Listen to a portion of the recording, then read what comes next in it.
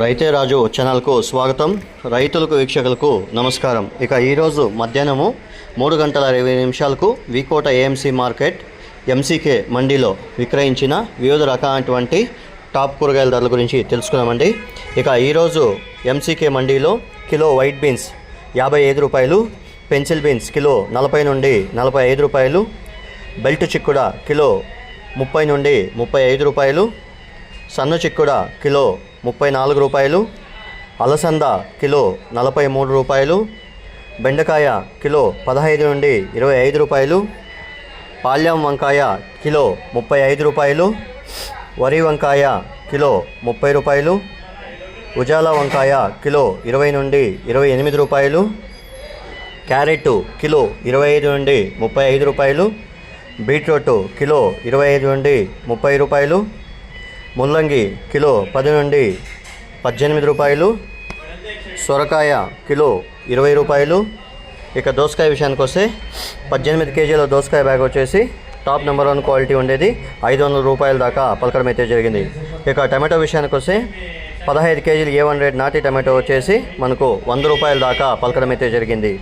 Sweet corn kilo 20 నుండి 25 రూపాయలు, ముళ్ళు కాకర పెద్ద కాకర కిలో 45 రూపాయలు, పన్నీర్ కాకర కిలో 45 రూపాయలు, పచ్చి మిరపకాయలు కిలో 50 నుండి 57 రూపాయలు.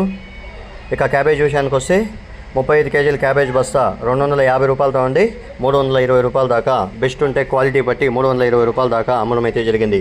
ఇక కాలీఫ్లవర్ విషయానికి వస్తే 21 పీసుల కాలీఫ్లవర్ బస్తా టాప్ నెంబర్ 1 క్వాలిటీ ఉండేది మనకు 250 రూపాయలతో ఉండి 300 రూపాయల దాకా పలకడం అయితే జరిగాయి.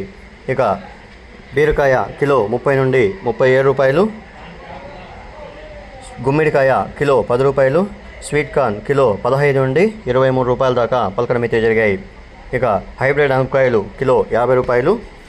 ఇక కొత్తిమీర విషయానికి వస్తే 10 కట్టల నాటి కొత్తిమీర 150 నుండి 250 రూపాయలు, 10 కట్టల హైబ్రిడ్ కొత్తిమీర వచ్చేసి 150 రూపాయల నుండి 200 రూపాయల దాకా పలకడం అయితే జరిగాయి.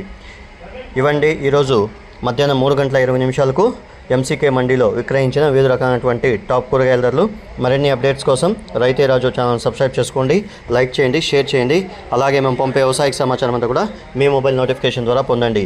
గమనిక, మీరు తెచ్చే కూరగాయల క్వాలిటీ, గ్రేడింగ్ మరియు ప్యాకింగ్ బట్టినే వికోటా మార్కెట్లో రేట్లు నిర్ధారించబడతాయి. కాబట్టి వీలైనంత వరకు క్వాలిటీ మరియు గ్రేడింగ్ పద్ధతిని పాటిస్తే ధరలు ఎక్కువగా అమ్మే అవకాశాలు అయితే ఉంటాయని ఇటు మార్కెట్ యాజమాన్యం మరియు వ్యాపారస్తులు కూడా రైతులకి అవగాహన కల్పించమని మనం ప్రత్యేకంగా రైతే రాజు ఛానల్లో చెప్పడం అయితే జరుగుతుంది. నమస్కారం.